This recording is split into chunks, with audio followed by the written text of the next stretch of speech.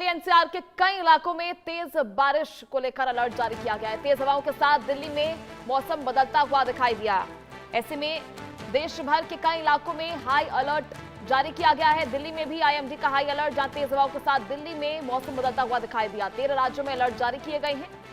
ऐसे में दिल्ली में भी कई दिनों से लगातार बारिश हो रही है, तेज हवाओं का दौर जारी है और लोगों को गर्मी से भी राहत मिली है। ऐसे में जल भराव के कारण स्थिति लगातार परेशान भी कर रही है। जल भराव से आम जनजीवन भी प्रभावित हो रहा है और आम जनता की आवाजाही पर इसका सीधा असर पड़ रहा है। लगातार कई प्रदेशों में इसको लेकर अलर्ट जारी किया गया है। प्रशासन कितनी अलर्ट है और नगर निगम की क्या कुछ तैयारियां हैं, वो धरातल पर साफ दिखाई दे रही है। कुछ ही दिनों की बारिश में नगर निगम की तैयारियों की पोल खुलती हुई नजर आती है। जहां तेज हवाओं के साथ दिल्ली में भी मौसम बदल गया और आने वाले समय में भी मौसम विभाग ने इसको लेकर अलर्ट जारी किया है। आने वाले समय में दिल्ली एनसीआर और कई इलाकों में, कई क्षेत्रों में भारी बारिश हो सकती है। जल भराव की स्थिति भी देखने को मिल सकती है। हालांकि कुछ ही घंटों की बारिश में कई इलाकों में जल भराव की स्थिति हो जाती है, जिसकी वजह से काफी परेशानियों का सामना भी करना पड़ता है। ऐसे में इसको लेकर अलर्ट जारी किया गया है। लोगों से सतर्क रहने की अपील की गई है और आपदा प्रबंधन टीम एनडीआरएफ, एसडीआरएफ भी अलर्ट मोड पर रखी गई है। ऐसे में गुरुग्राम में भी भारी बारिश देखी गई, जगह जगह पानी भी भरा हुआ दिखाई दिया। ऐसे में कुछ ही घंटों की बारिश से जलभराव की स्थिति उत्पन्न हो जाती है। फिलहाल आने वाले कई दिनों के लिए भी मौसम विभाग ने इसको लेकर अलर्ट जारी किया है, जहां देश भर के कई इलाकों में, कई राज्यों में इसको लेकर अलर्ट जारी किया गया है। रुक करेंगे इस वक्त की एक और बड़ी खबर, जहां गुरुग्राम में 10 किलोमीटर लंबा ट्रैफिक जाम लगा है। मुंबई पुणे एक्सप्रेसवे पर 19 घंटे लोग फंसे रहे। गुरुग्राम में बारिश से हालात बिगड़ते हुए नजर आ रहे हैं। NH 48 पर सड़क धंसने से 10 किलोमीटर लंबा जाम लगा है। मंगलवार को भारी बारिश के बाद गुरुग्राम के नरसिंहपुर इलाके में सनबीम कंपनी के पास दिल्ली जयपुर राष्ट्रीय राजमार्ग यानी NH 48 का एक बड़ा हिस्सा धंस गया, जिससे आवाजाही पूरी तरह से ठप हो गई। यात्रियों को घंटों तक फंसे रहना पड़ा। इस हादसे के चलते इफ्को चौक से नरसिंहपुर तक करीब 8 से 10 किलोमीटर लंबा भारी ट्रैफिक लग गया। इसके चलते जिला प्रशासन और ट्रैफिक पुलिस को जयपुर की ओर से जाने वाली गाड़ियों के लिए वैकल्पिक मार्ग जारी करना पड़ा। तस्वीरें आप देखिए, 10 किलोमीटर लंबा यह जाम लगा, जिससे लोगों को कई घंटों तक इस जाम में फंसे रहना पड़ा। गुरुग्राम में भारी बारिश की वजह से सड़कों का बुरा हाल हो गया है।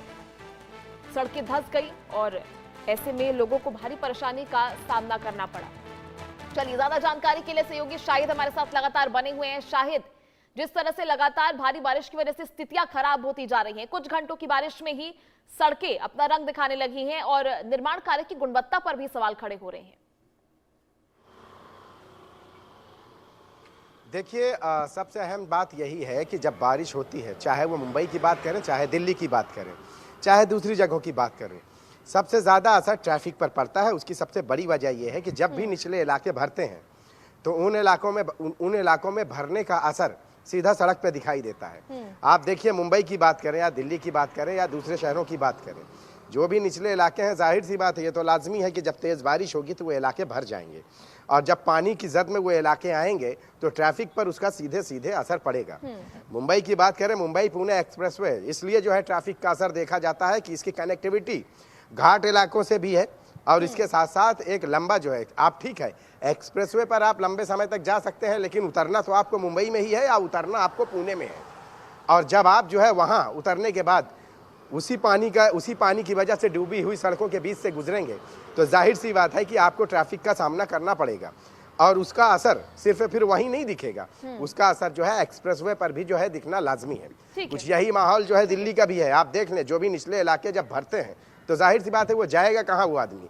जो ट्रैफिक का असर है इन्हीं इलाकों पर पड़ेगा जहाँ पे, क्योंकि सारी कनेक्टिविटी जो है पानी से की वजह से जो है उसका असर पड़ जाता है और वो दिक्कतें पैदा फिर होना लाजमी है। लोकल ट्रेन की बात कर लें तो सबसे ज़्यादा निचले इलाके जो है, जो पटरियाँ हैं वो पानी से भर जाती हैं, तो जाहिर सी बात है कि वहाँ पे लोकल ट्रेन स्लो चलना शुरू होगी। तो कहने का मतलब ये है कि जब बारिश होगी और तेज़ बारिश होगी और पानी निकासी का कोई जरिया नहीं होगा तो उसका असर जो है ट्रैफिक पर सीधे सीधे पड़ेगा, चाहे वो रेलवे हो चाहे रोड हो, दोनों जगहों पर उसका असर आप आसानी से देख सकते हैं और ये हमेशा से चलते चला आया है। मुंबई में पानी जमा होना गुनाह नहीं है, लेकिन लंबे समय तक पानी जमा होना यह बीएमसी की लापरवाही और बेहिसी की जीती जागती मिसाल है। क्योंकि अगर आप साफ सफाई करते तो संभव है कि ये पानी जमा ही नहीं होता। लेकिन सबसे बड़ी बात यही है कि, और सबसे जो है बुरी बात भी यही है कि बीएमसी जो है, जो तैयारियां जिनके कंधों पर जिम्मेदारी होती है, वो जागती तब है जब इतने लोगों की बलि चढ़ जाती है।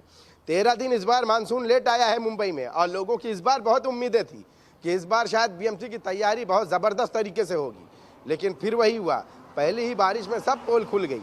24 घंटे की बारिश ने जो है उन सभी इलाकों में जो है जल जमाव की स्थिति देखने को मिली, जो इलाके हमेशा से इस तेज बारिश के जद में आते रहे। और फिर उसका असर फिर आपने देखा, eastern expressway, western expressway, Mumbai Pune expressway, Mumbai Ahmedabad Gujarat way, ये सारे इलाकों में ट्रैफिक बड़े जो है बुरी तरह से प्रभावित हुई है। लोग जो है 2.5-2.5 3-3 घंटा जो है इस ट्रैफिक में फंसे रहे। अभी गनीमत है कि मुंबई में जो है बारिश नहीं हो रही है और मैं खुले आसमान के नीचे खड़ा हूँ, और उसके साथ साथ जो है अभी भी बादल है। मौसम विभाग की घोषणा है, मौसम विभाग ने अलर्ट जारी किया है, लेकिन जब बारिश होगी तो महज 2 से 3 घंटे की बारिश में फिर वही हालात पैदा हो जाते हैं जो आने वाले ये 6 दिनों तक रहे हैं। जी ठीक है, शायद देखिए हाई टाइड को लेकर भी अलर्ट जारी किया गया है और स्कूल कॉलेजों को बंद करने का भी निर्णय लिया गया है। उसको लेकर क्या कुछ जानकारी, आगे कितने समय तक ये स्थिति जो है बनी रह सकती है? जी जैसे ही ये अलर्ट जारी किया गया है, बीते 5 दिन और आज की मैं बात कर रहा हूँ, मौसम विभाग ने स्कूल और कॉलेजेज, एजुकेशनल इंस्टीट्यूट जो भी हैं, इन्हें बंद किया है। कुछ ऐसे स्कूल हैं या जो स्पेशल चाइल्ड के लिए हैं या थेरेपी सेंटर हैं, उन जगहों पर पेरेंट्स को ये बात कही गई है कि आप अपनी जिम्मेदारी पे बच्चों को लाना है तो ला सकते हैं। जबकि एजुकेशनल इंस्टीट्यूट की बात करें तो इन जगहों को जो है प्रशासन ने जो है बंद करने का फरमान जारी किया है।